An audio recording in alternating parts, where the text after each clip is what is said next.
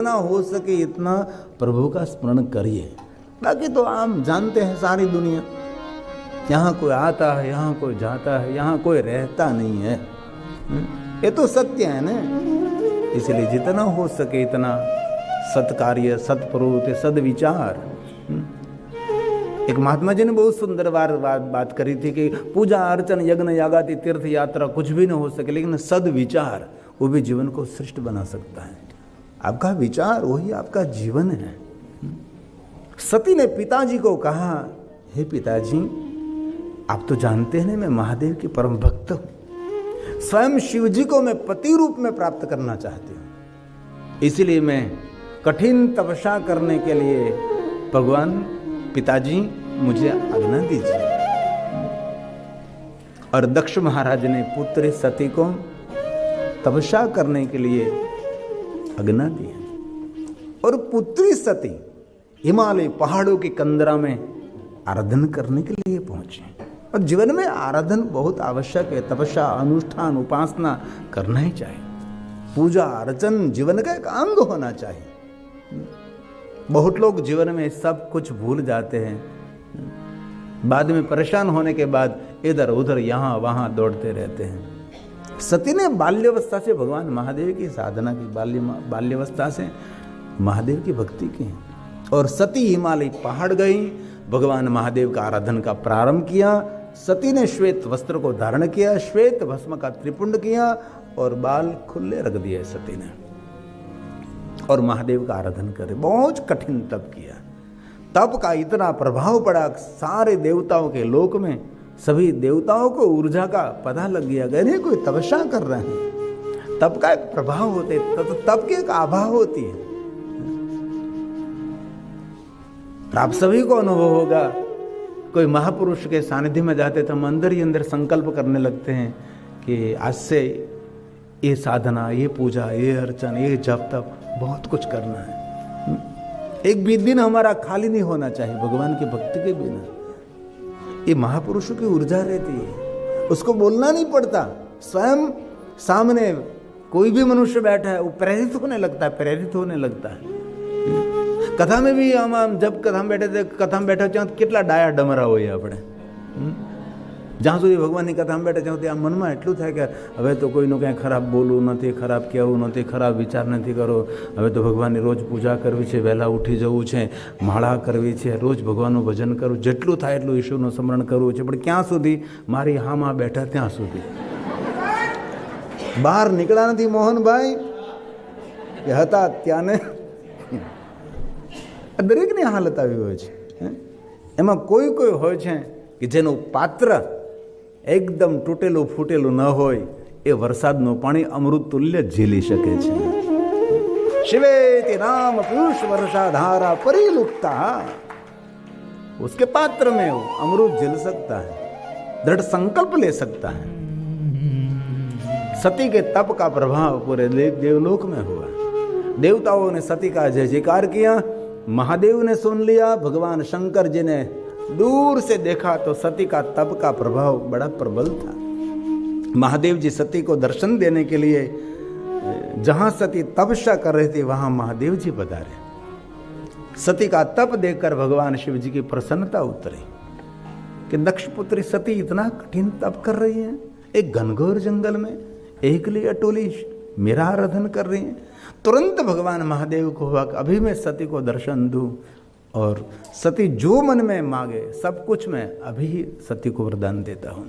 भगवान महादेव सती को दर्शन देने के लिए जा रहे थे, परंतु भगवान महादेव ने सती की परीक्षा की है। भक्ति मार्ग में परीक्षा रहती है कहीं न कहीं, और जितने जितने भक्त हुए सबके जीवन में बहुत परीक्षा रही। आज हमारे जलाराम मंदिर से पधारे हैं तो जलाराम बाबा का जीवन चरित्र परीक्षा से भरा हुआ जीवन चरित्र है, और कभी अवसर मिले तो उसके जीवन चरित्र का पाठ करना, अध्ययन करना चाहिए। क्या जीवन में विडंबना रही होगी। और जलाराम बाबा की महिमा इसीलिए है कि उसने खाया कम, दूसरों को खिलाया ज्यादा, इसीलिए अभी भी जय जयकार जलाराम बाबा की हो रही है।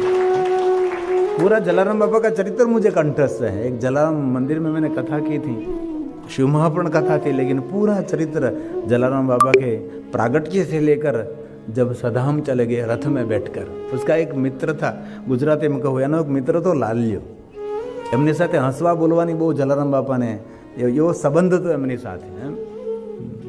જ્યારે જલારામ બાપા રથમાં બેસીને જતા હતા અને બજારમાં રથ મળ્યો, જલારામ બાપાએ કહ્યું કે લાલજી આવું જ તારે, સ્વર્ગમાં જાઉં છું. તો કે બાપા તમે હું સ્વર્ગમાં જાઉં, કોકને પધરામણીમાં જતા છું. લાલે હળવી વાત લઈ લીધી, વિચાર્યું નહીં, અને લાલ્યો આશ્રમમાં આવે છે તો આશ્રમમાં ખબર પડે કે અરે બાપા તો જતા રહ્યા છે. તેનો મિત્ર લાલ્યો ખૂબ રડ્યો છે. અરે મને બાપા તો આગળ મને માર્ગમાં મળ્યા અને મને કહ્યું પણ તારે આવું છે, હું સ્વર્ગમાં જાઉં છું. પણ મેં કહ્યું કે અરે બાપા હું ચૂકી ગયો. એવા તો અનેક દ્રષ્ટાંતો જલારામ બાપાના છે. જલારામ બાપાનું જીવન ચરિત્ર હર કોઈ વ્યક્તિના મનને મોહી લઈએ, મનને આમ જીતી લઈએ, એવું જ એમનું જીવન ચરિત્ર છે. એ જલારામ बापा છે. तो भक्तों के जीवन में परीक्षा तो रहेगी. अरे हमारी सामाजिक सांसारिक जीवन में जो परीक्षा रहती है तो इस आध्यात्मिक मार्ग में तो रहते हैं. हम पहली कक्षा में पढ़ते थे, हाई सेकेंडरी पहुँचे, यूनिवर्सिटी में पहुँचे, कितनी, और बाद में एक छोटी सी नौकरी लेनी तो भी इंटरव्यू देना पड़ता है. लेकिन हमारी परीक्षा कैसे होती है? 100 में से 35, 100 में 35 हमारे भारत देश के अंदर.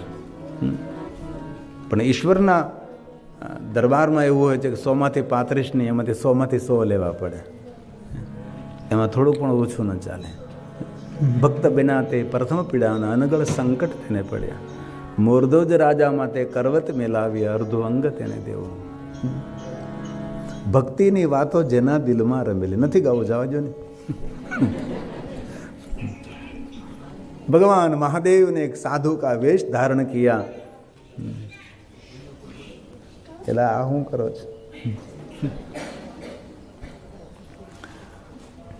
सती के सामने महादेव पधारे. भिक्षान दे. सती के मन में हुआ करे इस घनघोर जंगल में भिक्षा लेने के लिए. सती ने नेत्र खोले तो वही वृद्ध को दिव्य साधु मूर्ति. सती मन ही मन बहुत प्रसन्न हुई. करे कितने समय से मैं यहाँ तपस्या कर रही थी, आज मैंने नेत्र खोले, मुझे कोई साधु मूर्ति का दर्शन हुआ है. मन में एक सुंदर दीप प्रज्वलित हुआ. अब मुझे भगवान मिलेंगे. क्योंकि साधु का दर्शन ये शुभ है. धन्य वे साधु संगति. साधु का दर्शन, संत समागम दुर्लभ है. सती साधु को भिक्षा दे रही है, फल.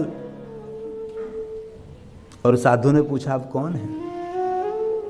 मैं दक्ष महाराज की पुत्री हूं, महादेव का आराधन कर रही हूं. और स्वयं शिव जी ने साधु वेश में सती की भक्ति की बहुत परीक्षा की. भगवान स्वयं महादेव के बारे में वयोवृद्ध दिव्य मूर्ति साधु महादेव के बारे में बोलने लगे. भगवान शिव जी के बारे में. उनके पास तो कुछ है नहीं, कोई माता नहीं, कोई पिता नहीं. शमशान ईश्वा कीड़ा समर हर भी चाचा सहचरा सीता भस्म ले, ऐसी बहुत सारी बातें. पुष्पदंत ने जो गाया है कि शिव जी के बारे, शिव जी का कैसा चरित्र है. शमशान में कीड़ा करने वाले हैं, पिशाचों को साथ में रखने वाले, भूत प्रेतों को साथ में रखने वाले हैं. ऐसी महादेव के बारे में स्वयं साधु बोलने लगे. श्मशानेश्व क्रीडा स्मर हर पिशाचा सहचरा चिताभस्मलेप श्रगपिनृक रोटी परिकर अमंगल्यं शीलं तव भवतु नामेवमखिलं तथापि स्मर्तूणा वरद परमं मंगलमसि. वरद परमं मंगलमसि. ये शिव हैं, देखने में अमंगल हैं, लेकिन जिनको याद करने मात्र से मंगल नहीं परम मंगल करने वाला देव है.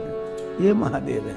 और मैं हृदय से कहना चाहता हूं, जो भगवान महादेव का भजन करते हैं दुनिया में कोई उनका अमंगल नहीं कर सकता, क्योंकि शिव जी चारों दिशाओं में से, 10 दिशाओं में से भगवान शंकर जी मंगल करते हैं। भाव कुभाव अलख आलस हो, नाम जपत मंगल दिशि दसहु। ये रामचरित मानस का प्रसाद है।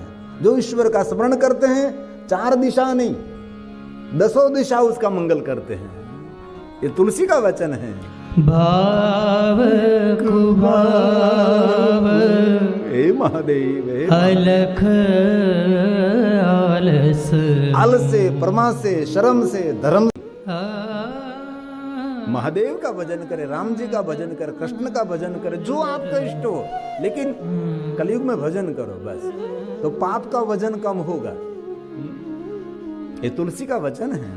भाव का भाव अलख आलस हूँ, नाम जपत मंगल दिशि दश हूँ, नाम जपत मंगल दिशि दश हूँ। मैं इसी को जड़ता नहीं करूँ को शिव जी का नाम बोले। आपका जो इष्ट है, अंत तो दुनिया की सभी नदी सागर को ही मिलने वाले हैं ना, इसीलिए कोई पंथ पंथादि, कोई संप्रदाय, अंत तो सब भगवान शिव जी को ही मिलने वाले हैं ना। जो बोले सती के सामने भगवान शंकर जी ने परीक्षा की है, लेकिन सती ने अपनी भक्ति की दृढ़ता दिखाई, क्योंकि भक्ति की दृढ़ता होना बहुत जरूरी है। भगवान शिव के चरणों में दृढ़ भक्ति दिखाई, विचलित नहीं, दृढ़ता दिखाई। वे महादेव को कभी छोड़ने वाले नहीं। मैं भगवान शिव जी को मिलके ही रहूंगी। और महादेव के बारे में इतना कुछ शिव पुराण ग्रंथ में कहा है, लेकिन सती ने हाथ जोड़कर कहा कि हे साधु, मैं प्रणाम करते हूं, क्यों मेरे महादेव की निंदा करते हैं। और जीवन में संकल्प करेंगे हम सभी, किसी की हम निंदा नहीं करेंगे, और हमारी स्वयं की निंदा सुनेगी भी नहीं। कई लोग कैसे होते हैं, हमारी निंदा हमारे सामने करते हैं कि पहलो फलाणो भाई तमारा माटे आવું આવું કહેતો હતો, પણ તું મને નહીં કહેતો ભાઈ, પગે લાગુ તને। ઘણા લોકો આપણે નિંદા આપણા મોઢે કરે ને કે પેલી બેન તમારા માટે આવું બોલતી હતી, તો માનસિક આપણે ડિસ્ટર્બ થઈ જાય। એટલે આપણે નિંદા આપણે નહીં સાંભળવાની, બીજા કોઈની નિંદા તો નહીં સાંભળવાની। નિંદા સમાન કોઈ પાપ નહીં, સત્સંગ સમાન કોઈ पुण्य नहीं। एक घड़ी आधी में पुण्यान। जितना समय मिले इतना समय सत्संग, संतों के संग, शास्त्र के संग, श्रेष्ठ विचारों के संग में रहिए। सती ने बहुत विनंती की, साधु आप मौन हो जाइए। बाद में सती ने मौन धारण कर लिया, और मौन धारण किया, आंख बंद की, कान जो बहिरी मुख थे अंतर्मुख थी, और हृदय में एक सुंदर प्रकाश हुआ। जही घट भीतर दीपक राम का, तेही घट भीतर तिमिर न होए। जिनके घट में परमात्मा के नाम का दीप प्रज्वलित हो जाता है, भीतर और बाहर उजाला ही उजाला। और सती ने भगवान को पहचान लिया है कि प्रभु मैंने जान लिया, आप कोई सन्यासी नहीं, आप अविनाशी हैं, आप स्वयं कैलाशी हैं। क्योंकि भगवान को जानने के लिए भीतर यात्रा करनी पड़ेगी। हिमालय की यात्रा तो बहुत करी, 68 तीर्थ की यात्रा करी, लेकिन 68 तीर्थ की यात्रा सरल है। हमारे परम पूज्य गुणवंशाह ने एक बुक लिखी है, भीतर भणिनी यात्रा। भीतर भणिनी, अपनी स्वयं की यात्रा करें। और हमारी सनातनी परंपरा ईश्वर को खोजने की परंपरा नहीं है, हमारे स्वयं की खोज करें। ईश्वर कौन से, मैंने हूं कौन छू, मैं कौन हूं, मेरा अवतरण क्यों हुआ है, मैं धरा पर आने का मेरा हेतु क्या है, मुझे यहाँ क्या करके जाना है। बस सिर्फ खा भोजन करके घूम बनाकर नहीं, ऐसा नहीं। कुछ विशेष हमारा कार्य इस धरती पर है, विशेष कार्य करने के लिए मैं इस धरती पर आया हूं। ये आपको खोजना चाहिए। और सती ने कहा प्रभु कृपा करके अब मूल रूप में मुझे दर्शन दीजिए। और स्वयं भगवान महादेव ने सती के सामने मूल रूप को दर्शन दिया। बाद में भगवान शिव जी ने कहा सती आपके मन में जो कुछ इच्छा है मैं सब कुछ जानता हूं, आपको मांगने की कोई इच्छा मांगने की कोई जरूर नहीं, जो आपके मन में है सभी इच्छा आपकी पूर्ण होगी। और शिव महापड़ग्रंथ की विशेषता है कि भगवान महादेव के आगे सती ने कुछ भी मांगा नहीं, क्योंकि शिव जी तो अंतर्यामी। तो हम लोग भगवान के आगे मांगते हैं, पूरा लिस्ट लेकर जाते हैं भगवान के सामने, पूरा लिस्ट दिखा देते हैं कि इतना इतना काम आपको मेरे लिए करना है। बस इसीलिए मैं आपको दर्शन करने के लिए, भाव प्रकट करने के लिए नहीं आया हूँ, मैं तो सिर्फ आपको काम देने के लिए आया हूँ कि आप मेरा काम करो। बस ऐसी हमारी मनोदशा सबकी है। और फिर से कहते क्या भगवान आप तो सब कुछ जानते, तो પછી તાર કહેવાની શું જરૂર હતી? આ ભગવાન બધું જાણે છે, તો પછી તારે બોલવાનું શું જરૂર છે? એ બધું જાણે છે આપણને। ભગવાન હું માગું ને તું આપે એ તો માગણી કહેવાય ને। ભગવાન હું માગું ને તું આપે તો માગણી કહેવાય, પણ વગર માગે તારે જો આપે છે તે તારી સાચી લાગણી છે। ભગવાન વગર માગે જ્યારે તું મને આપે છે એ તારી સાચી લાગણી છે। અને ભગવાન શિવજીની વિશેષતા એ છે કે ભગવાન મહાદેવ પાસે કોઈ માગવું નથી પડતું। માગ્યા વગર ભગવાન મહાદેવજી મનમાં જે કાંઈ કામના હોય મહાદેવજી પૂર્ણ કરે છે। એ શંકર ભગવાન, એ મહાદેવ છે। માગનારો ભૂલે, યોગ્યતા પ્રમાણે આપે દેવ, યોગ્યતા પ્રમાણે આપે તેને દેવ કહેવાય ને અમારે યોગ્યતા ન હોય એવા વરદાનો જે આપે તેને महादेव कहवाय। क्या क्या ने दिया हम क्या प्रमाण दे, बस गए त्रिलोक प्रभु तेरे दान से। आ बधाने आवड़े એટલે આપણે ગાવું નથી હવે, કારણ કે તમને કંઠસ્થ હોય પછી મારે ગાવાની શું જરૂર है? योग्यता के अनुसार नहीं। महादेव के पास से कुछ मांगना भी नहीं पड़ता और मन में कोई भाव भी प्रकट नहीं करना पड़ता। ये महादेव जी हैं। और जीवन में कोई छोटा सा सत्कर्म हो गया, समझो जीवन सार्थक हो गया। मैंने बहुत समय पहले एक दृष्टांत दिया था कि एक गांव में, गुजराती में कहूँ, एक गामड़ा में रहतो छोकरो હતો અને ઝૂંપડામાં રહેતો હતો। સ્ટ્રીટ લાઇટમાં ભણ્યો બિચારો, ખૂબ ભણી ગણીને તૈયાર થયો, નોકરીની વાટ જોઈને બેઠો છે। આવા ઘણા છોકરાઓ નોકરીની રાહ જોઈને બેઠેલા મેં જોયા છે। રાહ જોતા કે આજે એન્ટ્રી આવે, કાલે એન્ટ્રી આવે। અને એ અનુભવમાંથી આપણે સૌ પસાર થયેલા છીએ। એન્ટ્રીયા ખૂબ આવ્યા છે અને મેં તો એન્ટ્રીયા એટલા બધા આપ્યા ને કોઈ જગ્યાએ પાસ જ ન થયો। પોલીસથી લઈ મિલિટરીથી લઈને જ્યાં જ્યાં ભરતી હોય ત્યાં આપણે પહેલાં ઊભા હોય। પણ આપણું નિર્માણ શા માટે થયું હોય તો ભગવાનને જ ખબર હોય ને। તો બાજુના શહેરમાં જે રીતે મેં સાંભળ્યું ને વાંચ્યું એ પ્રમાણે હું તમને સમજાવું। બહુ સુંદર દૃષ્ટાંત છે, પ્રેરણાત્મક દૃષ્ટાંત છે। બાજુના શહેરમાં પહોંચવા માટે 5 રૂપિયાનો ખર્ચ થાય છે। 5 રૂપિયા પોતાની પાસે નથી। પોતાના સગા સંબંધી મિત્રો પાસે ગયો કે મને 5 રૂપિયા આપો, મારે નોકરીનું ઇન્ટરવ્યૂ આપવા જવું છે, નોકરી મળી જશે એટલે હું 5 રૂપિયા તમને પાછા આપી દઈશું। પણ કોઈ ના આપે। આપણને સૌને અનુભવ છે કે હે કરે કામકાજ હોય ત્યારે કહેજો।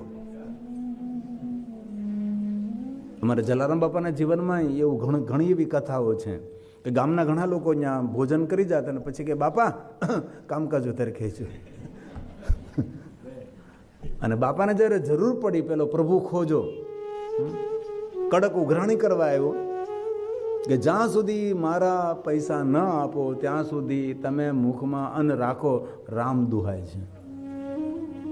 એ સમયે બાપા રોટલાનું બટકું મુખમાં મૂકતા હતા, એઠે મૂકી દીધું કે નહીં રામ દુહાય છે, મારથી ન કરાય। અને ગામ આખામાં બાપા ફેર્યા હતા અને સૌ જલારામ બાપાનો વ્યવહાર જાણતા હતા।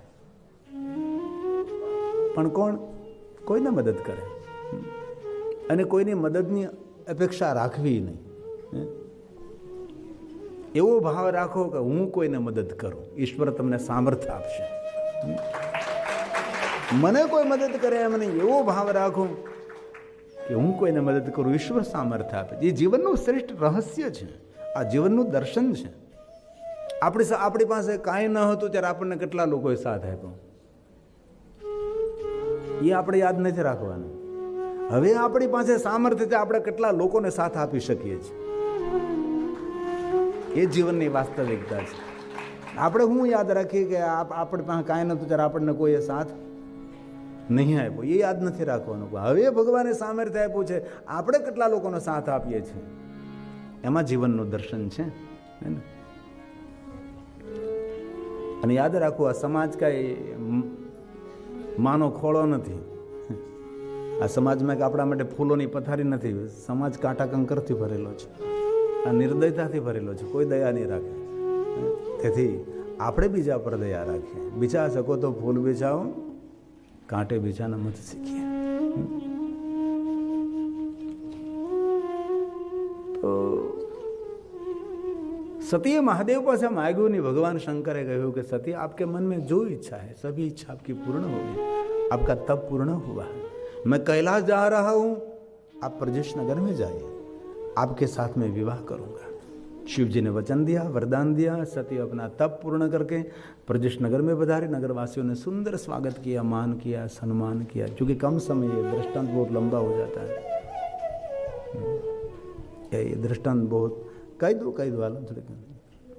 હવે છોકરો બધી નીકળ્યો, કોઈ પૈસા 5 રૂપિયા ના આપ્યા. જોકે મને બીક છે શિવ પાર્વતીના લગ્ન કરવા, જે આમ 7 વાગે કથા પૂર્ણ કરવાની બધું કેમ ભેગું થાય, પણ થઈ જાય, વાંધો નહીં આવે. તો છોકરાને એમ થયું કે ભલે કોઈ મારી પાસે નથી, પણ તૈયાર થઈને નીકળો. જૂના કપડાં ધોયા અને ઘરમાં ઇસ્ત્રી તો ન હોય, પણ એ પેલી લોખંડની ખાંડણી આવતી ને એમાં દેતવા ફેરીને હાણસીથી પકડી અને ઇસ્ત્રી કરી. આપણે આમ ઇસ્ત્રી કરેલી જ આવી બધી. આપણે બોલે ઘરમાં ખાંડની હોય ને લોખંડની, એમાં દેતવા ભરી દેવાનું એટલે ગરમ થાય ને વજનદારી હોય. એ ગરમ થાય એટલે હાથે ન પકડી શકે, એટલે હાણસીથી પકડવી પડે. હાણસી થાય ફેરવી એટલે ઇસ્ત્રી સારામાં સારી થાય, મસ્ત ઇસ્ત્રી થાય. આપણે એ રીતે જ મોટા થયા છીએ અને એ વાતનું ગૌરવ છે. આ રીતે કપડાં જૂના હતા, ઇસ્ત્રી કર્યા, પહેરા છોકરાએ, અને ઘરેથી બહાર નીકળ્યો. કાંઈ ને કાંઈ વ્યવસ્થા થઈ જશે, ભણેલો છે, એજ્યુકેટેડ છે. અને ગામના પાદરમાં એક સુંદર પ્રસિદ્ધ મંદિર, ત્યાં ભગવાનનું દર્શન કરવા આવે છે. અને ભગવાનનું દર્શન કરતાં કરતાં આંખમાંથી આંસુ પડી જાય. ભગવાન, મને નોકરી મળવાની છે અને મારા બાજુના શહેરમાં પહોંચવાનું છે, 5 રૂપિયાનો ખર્ચ છે. ભગવાનની આગળ કેટલા બધા પૈસા પડેલા છે, પણ હવે ભગવાનની આગળ તો લેવાય નહીં. લોકો બધા દર્શન કરતા હતા, કોઈ 10 રૂપિયા, કોઈ 50 રૂપિયા, કોઈ 100 રૂપિયા બધું અર્પણ કરતા હતા. છોકરો કહે છે, ભગવાન તમારે તો કોઈ જરૂર નથી, પણ મારે તો ખાલી 5 રૂપિયાની જરૂર છે. ભગવાનની સામે ઊભો ભણેલો ગણેલો દીકરો રડે છે. કોને ફોન છે? સાયલેન્ટ કરજો ને ભાઈ. પહેલાં પૂજારી બાપાનું ધ્યાન ખરું, પણ પૂજારી બાપાને તો રોજનું થયું. ભગવાને આગળ આવેલ લોકો રડતા જ હોય છે, રોજનું થયું. તેને તો જોયા જ કરે છે બધા. એમને કંઈ એવી કાંઈ નહીં કે શા માટે રડે, પૂછવાની તસ્તી ન લીધી. અને છોકરો પછી ભગવાનને પ્રણામ કરીને યુવાન બહાર નીકળે છે. અને મંદિરની બે બાજુ બેસવાની, જ્યાં સીડી હોય ત્યાં બેસવાની જગ્યા હોય, ત્યાં થોડી વાર માટે દરેક ભક્તો વિશ્રામ કરે. એટલે ભગવાનને પગથીએ પગે લાગી અને પછી ત્યાં બાજુમાં જે વિશ્રામ સ્થાને બેઠો છે, પણ છોકરો રડે છે. અને મંદિરની બંને બાજુ ભિખારીઓની લાઈન છે, ભિક્ષા માગવાવાળા બધાએ, વયોવૃદ્ધ બધાએ માગવા માટે કટોરા લઈ લઈને બેઠા છે. સૌ દર્શન કરીને જાય છે, ટપ ટપ ટપ કાંઈ ને કાંઈ આ નાખતા જાય છે. અને આ ભણેલો યુવાન એટલે કે ભીખ પણ માગી ન શકે. કરવું શું હવે? રડે છે બેઠો બેઠો. એક વયોવૃદ્ધ બાબા એ જોઈ ગયા કે અરે આ યુવાન છે, ભણેલો ગણેલો દેખાય છે, શા માટે રડે છે? ધ્રુતતા શરીરે વયોવૃદ્ધ ભિખારી બાબા ઊભા થાય છે અને આ યુવાનની પાસે આવે છે. યુવાનને કહે છે, કેમ ભાઈ રડે છે? યુવાન કહે છે, બાબા કાંઈ નહીં, આપ શાંતિથી બેઠે. નહીં નહીં, મને કહે તું, હું જોવામાં ભિખારી છું, પણ મારા દિલથી હું ભિખારી નથી. તારા જીવનમાં જે કંઈ હોય મને તું કહી શકે છે બેટા. એટલે યુવકે કહ્યું કે બાબા કાંઈ નહીં, મારે ઇન્ટરવ્યૂ દેવા જવાનું છે બાજુના શહેરમાં, મને 5 રૂપિયાની જરૂર છે, મારી પાસે 5 રૂપિયા નથી. અરે બેટા, 5 રૂપિયાથી તું રડી રહ્યો છે? ધ્રુતતા શરીરે પાછા પોતાના ઠેકાણે જાય છે અને પેલો કટોરો લે બેટા, આમાં ગણી લે. અરે પણ બાબા, તમે ભીખ માગીને ભેગા કરે, મારાથી ન લેવાય. નહીં નહીં, લઈ લે. પેલો દીકરો ગણે છે, 5 રૂપિયા જ નીકળે છે. લઈ જા બેટા.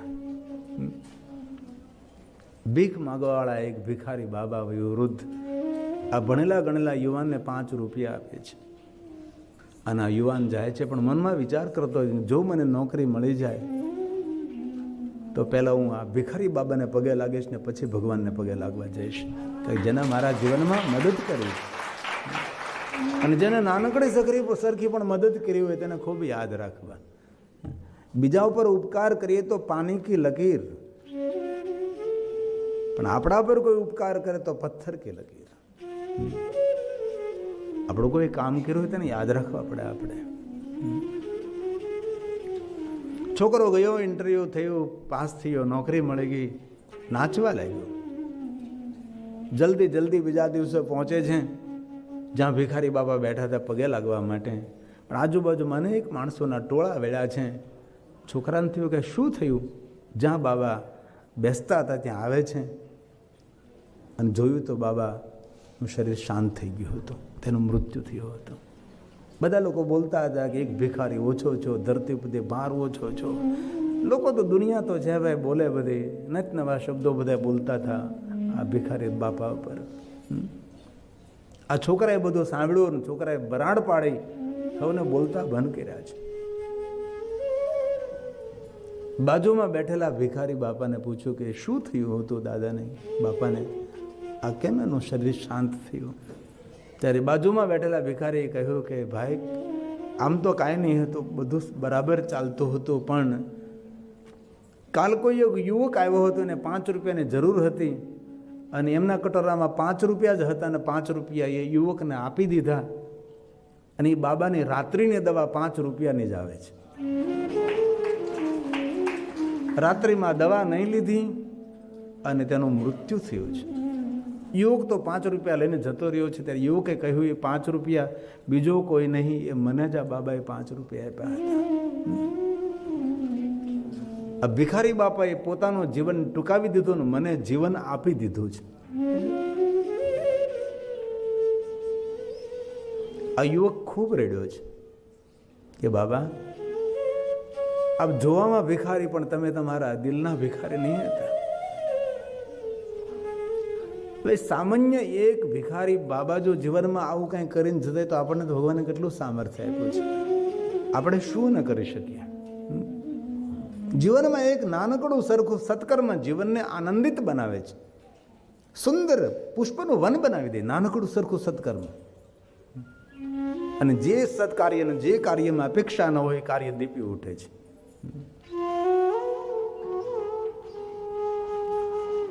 સત્યનું સુંદર જીવન ચરિત્ર છે. અને ત્યારબાદ ભગવાન શિવ અને સત્યના સુંદર વિવાહની કથા છે. પ્રદેશ દક્ષ મહારાજે પોતાની પુત્રી સતીના विवाह भगवान महादेव के साथ किया. देवताओं ने खूब आनंद लिया. बाद में शिव और सती ने सुंदर विचरण किया, विहार किया. विचरण करते करते कुंभज ऋषि के पास पहुंचे.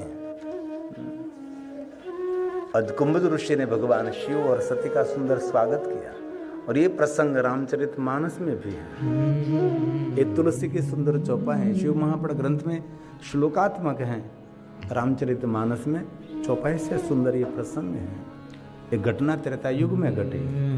एक बार त्रेता युग माई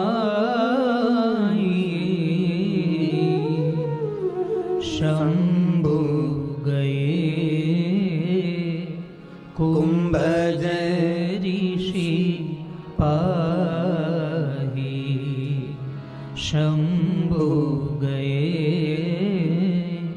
कुंभज ऋषि पाही. और साथ में कौन? संग सती जग जननी भवानी. पूजे ऋषि अखिलेश्वर जानी. पूजे ऋषि अखिलेश्वर जानी. कुंभज ऋषि भगवान शिव और सती का सुंदर स्वागत किया. प्रभु पधारे और भगवान महादेव ने कहा कि हे कुंभज जी, मुझे भगवान प्रभु राम जी की कथा कहे. और कुंभज ऋषि ने सुंदर कथा सुनाई. सूनी